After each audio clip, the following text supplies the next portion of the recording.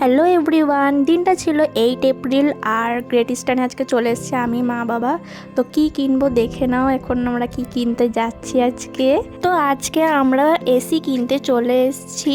আমার যে পরিমাণে ঠান্ডা সর্দি লাগে, তো সেই জন্য ফার্স্টে এসিটা কিনতে বারণ করছিলাম, কিন্তু যা গরম পড়েছে এই গরমে আর থাকা যাচ্ছে না, তাই বাবা চলে এলো এসি কিনতে। তো আমরা এখন হিটাচির 5 স্টার 1.5 টনের এসিটা কিনে নিয়েছি।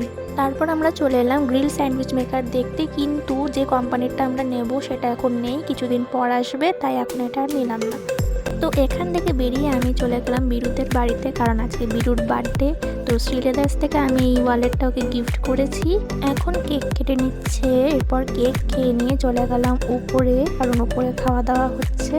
তো ফার্স্টেই দিয়ে দিল বিরিয়ানি আর চিকেনের লেগ পিস আর আলু, তারপর দিয়ে দিল স্যালাড আর চিকেন চাপ, এরপর দিয়ে দিল চাটনি, পাঁপড় ভাজা, পায়েস আর রসগোল্লা, আর এদিকে ছিল আইসক্রিম আর পাসপাস, তারপর দিয়ে দিল কোল্ড ড্রিঙ্কস। তো সেদিন খাওয়া দাওয়ার পর বাড়ি চলে এসেছিলাম, তার দুদিন পরেই আমাদের এসি চলে এসেছিল।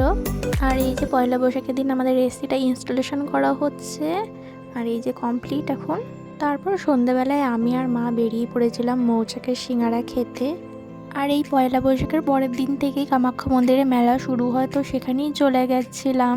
মেলা ঘুরে নেওয়ার পর খেয়ে নিলাম পাপড়ি চাট, চিকেন কাবাব আর ফ্রুটি, আর খেয়ে নিলাম পাঁপড় ভাজা। আর এই ব্লগটা আমি এখানেই এন্ড করছি, দেখা হবে নেক্সট ব্লগে, টাটা।